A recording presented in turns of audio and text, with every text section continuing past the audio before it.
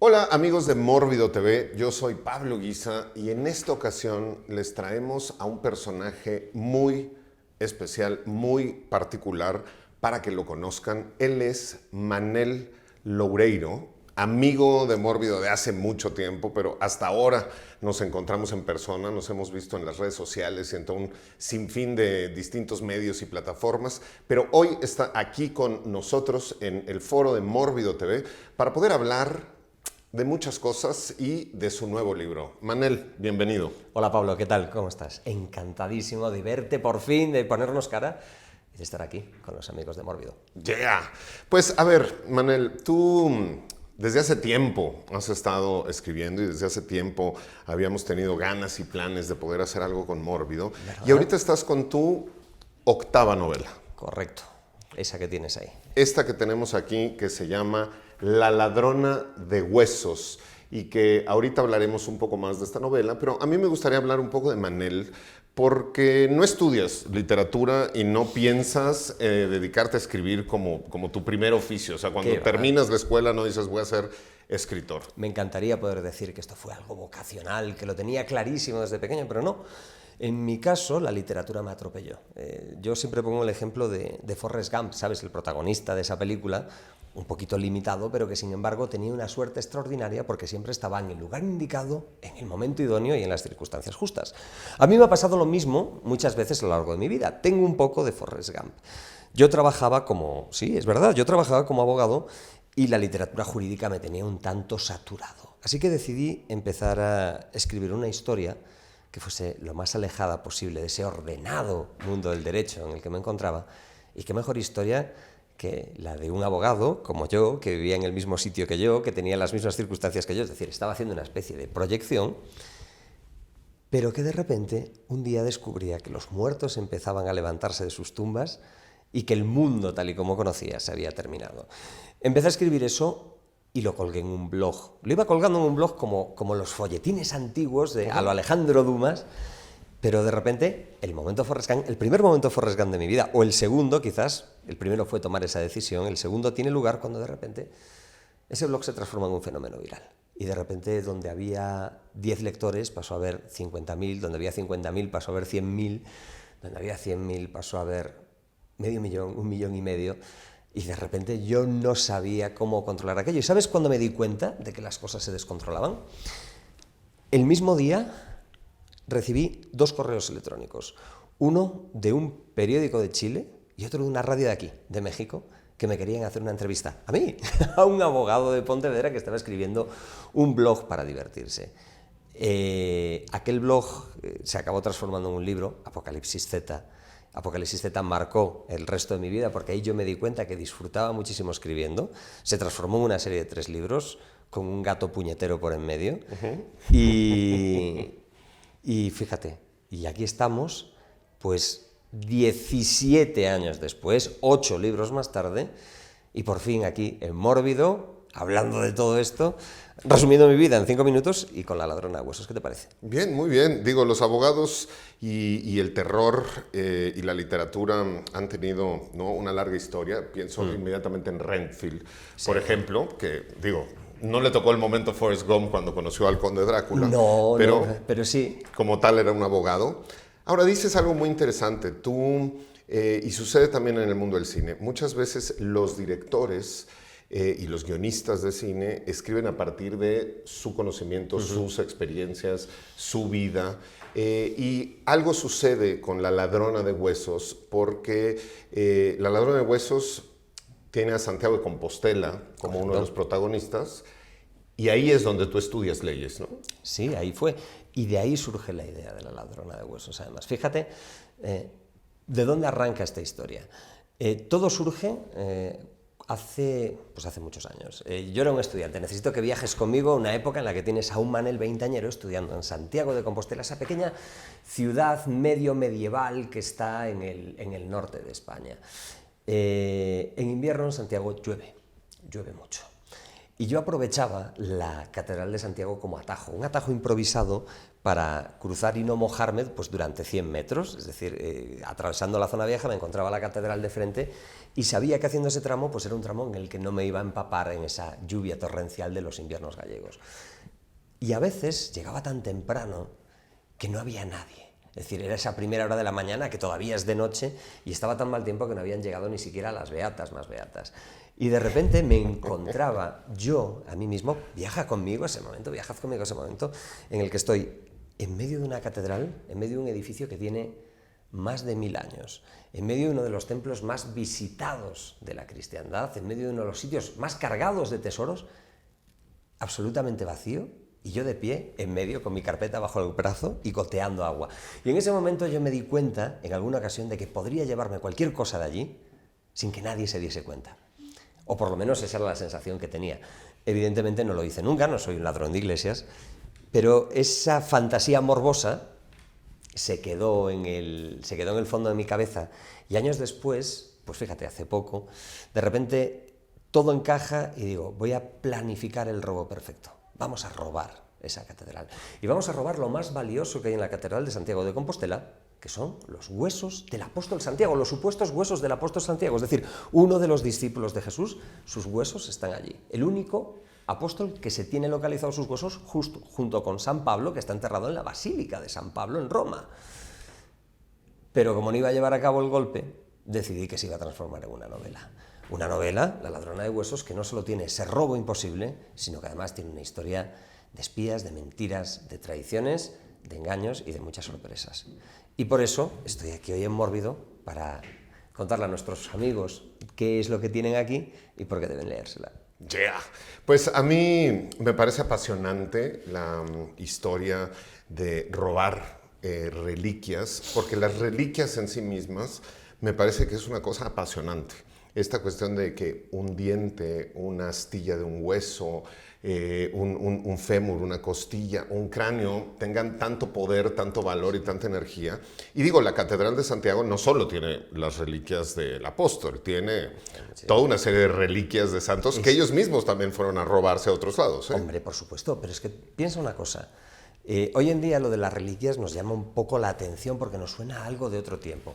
En la Edad Media era la única manera que tenía el ser humano de poder tocar a Dios. Porque cuando en un mundo en el que la esperanza de vida era de, 20, 30 años, de repente el tener la posibilidad de, aunque fuese a través del resto de no sé quién, de un santo, poder hacer así, decir, estabas tocando la divinidad.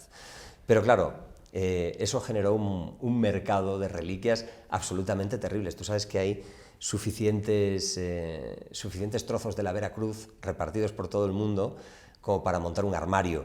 Hay 6 prepucios del Niño Jesús en 6 iglesias distintas del mundo. Es imposible que el Niño Jesús tuviese 6 prepucios, biológicamente imposible. Entonces, la autenticidad o no de las reliquias, y después si quieres hablamos de las reliquias malditas, que esa es otra parte muy interesante, la autenticidad o no de las reliquias es algo que dejó de tener importancia hace mucho tiempo. Lo que sí tiene importancia es su valor como símbolo, lo que simboliza para muchísima gente, el valor que tienen para la gente que es religiosa y que cree, su valor que tiene como valor de fe, y para la gente que no es religiosa, sin embargo, el valor que tiene como símbolo de lo que hemos sido, de dónde venimos y hacia dónde vamos. Y aún así hay reliquias que lo de su autenticidad, fíjate, por ejemplo, la sábana santa de Turín. Nadie está seguro de que la sábana santa sea auténtica o no, porque hay dudas. Claro. La sangre de San Genaro en Nápoles, en una iglesia de Nápoles tienen una ampolla de cristal llena de la sangre reseca de un tal San Genaro, de un santo. Bien, una vez al año, en medio de una misa, levantan esa ampolla y esa sangre reseca, ese polvillo, se vuelve líquido de nuevo. No sé si es auténtico o no. Si es auténtico es un milagro, y si no es auténtico, Dios me mataría por conocer cómo es el truco.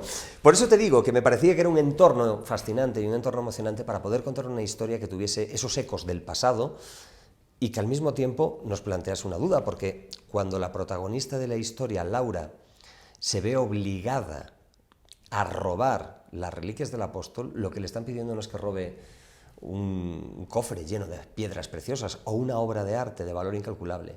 Le están pidiendo que robe un saco de huesos viejos que no valen absolutamente nada y que nadie puede certificar que sean auténticos. ¿Por qué se lo piden a ella? Y sobre todo, la pregunta más importante, ¿para qué? Ajá.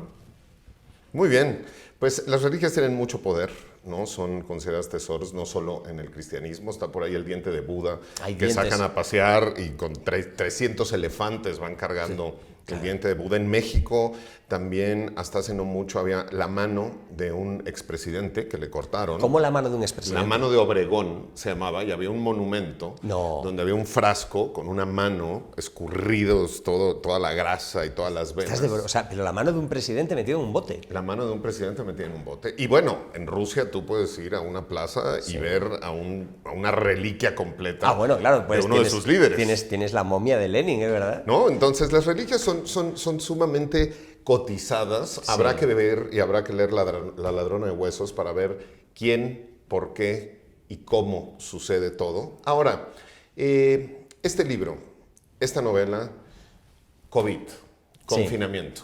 Sí. Porque si hacemos cuentas, sí. la escribiste durante el confinamiento. No. Y te voy a explicar por qué. Porque los calendarios de confinamiento no son iguales en todos los países. Una cosa que me ha sorprendido muchísimo al llegar a México es descubrir que aquí todavía hay una serie de limitaciones sociales, de máscaras, de tapabocas y demás, que en España ya no existen. Esto lo escribí justo después del confinamiento, es decir, cuando nos permitieron salir ya.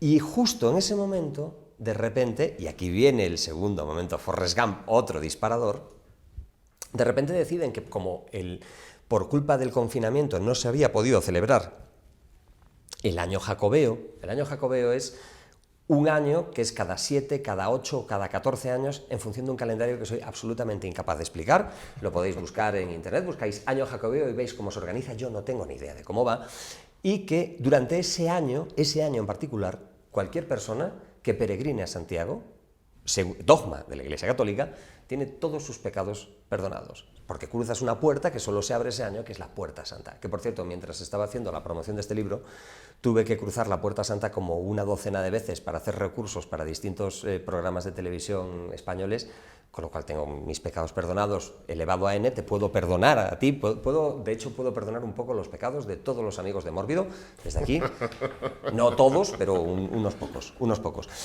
Por eso no es un libro que haya salido del confinamiento, sino de justo después del confinamiento, pero precisamente por eso, porque como ese año jacobeo no se había podido celebrar, lo habían estirado a este año. El recuerdo de aquel robo que nunca llegué a hacer, con ese año jacobeo que saltaba por los aires y que hacían encajar en la agenda de alguna manera, todo cuadró en mi cabeza para empezar a contar esta historia. Cuando estudiabas en Santiago de Compostela, yo estuve hace un par de años en Santiago de Compostela, que me pareció fantástica la ciudad, fantástica la catedral, ¿no? Esta cuestión de que entras a la catedral y vas bajando y entras hasta donde están los huesos, que prácticamente no cabes, y es una cosa muy reducida. Toda la gente que hace el Camino de Santiago, ¿no? Una de las cosas que me pareció muy particular, obvio yo no lo hice, llegué en tren y luego tomé un transporte, pero todas las calles están llenas de personas que están sentadas sin los zapatos, sin los calcetines, con los pies llenos de llagas, ¿no? Y todos sangrantes, pero me pareció muy particular un personaje como cantante, con guitarra, con toda la cara cubierta, como con una red. No sé si ubicas a este personaje. ¿Sabes lo que pasa? Personajes peculiares de ese estilo existen un montón en Santiago. A ese que me cuentas, en concreto, no lo conozco, pero sí recuerdo perfectamente que durante muchos años había un tipo vestido de peregrino medieval, con los ropajes de peregrino medieval, en la puerta de la catedral recibiendo a la gente, y yo vi cómo ese hombre se iba haciendo mayor hasta que un año, de repente, desapareció.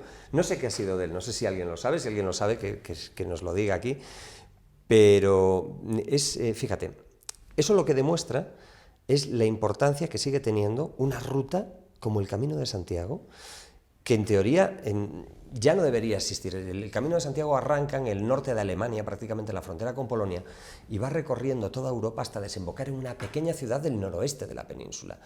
En teoría, esa ruta que tenía un significado en la Edad Media debería haber desaparecido hace siglos, y tiene hoy más vigencia que nunca. ¿Qué es lo que busca la gente que hace hoy el Camino de Santiago? Pues mucha gente, hay quien lo hace por fe todavía, Y mucha gente lo hace simplemente por vivir esa experiencia, esa conexión con algo que pertenece a hace mucho tiempo y que en un mundo tan material como el que vivimos hoy en día, que no hay hueco para lo espiritual, pues de repente le permite conectar con ese pasado espiritual. Y leyendo sobre el Camino de Santiago, llegué a otro de los escenarios de esta novela, que es otra peregrinación, pero esta sí que es mucho más religiosa y que tiene lugar aquí, en México, que es la de Guadalupe. Claro, la Basílica de Guadalupe, uno de los lugares de peregrinaje más importantes del mundo. El más importante, o sea, detrás de la Meca, que evidentemente para los musulmanes es obligatorio. Ahora mismo la peregrinación a Guadalupe es uno de los mayores movimientos religiosos que existe en el planeta. Y es muy poco conocido fuera de México, sin embargo. Y me parecía que era un escenario perfecto en esta historia de robo de reliquias. Y ahora, cuando alguno se pone nervioso y dice, ¿qué le has hecho al Santuario de Guadalupe? Bueno, la respuesta está aquí dentro. Y me parecía que era genial porque permitía varias cosas. Primero, darle un contexto a la historia y segundo, hacer que un montón de lectores de muchos países del mundo conociesen esa tradición mexicana, conociesen este lugar de culto y conociesen un poco todo lo que se mueve a su alrededor. Pues como se pueden ir dando cuenta, la ladrona de huesos está llena de secretos y llena de sorpresas. El libro ya está disponible y ya lo pueden buscar en estos momentos en la página de Editorial Planeta, el Grupo Planeta lo encuentran. Y una cuestión también interesante es que está disponible también como audiolibro. Lo pueden ver, lo pueden escuchar. Manuel Loureiro, un gran autor de habla hispana que ha trascendido además fronteras porque tiene récords de ventas en Estados Unidos, ¿no? De autores no norteamericanos, sabemos lo endógamo que es esa sociedad y está metido Manel en estos récords. No se pueden perder. La ladrona de huesos, Manuel Loureiro, y todos los libros de Manel, por favor, búsquenlos, léanlos y coméntenos. Es muy activo en redes sociales. Manel lo encuentran en Twitter y es respondón. Entonces les puede contestar ahí entre aeropuerto a aeropuerto, vuelo y vuelo. Manuel Loureiro, Mórbido, La ladrona de huesos, Grupo Planeta. Manel, muchísimas gracias. Gracias a ti, Pablo. Gracias a todos los amigos de Mórbido. Y que sea la primera, pero que no sea la última, que nos volvamos a encontrar muchas más veces aquí. Exactamente. Yeah.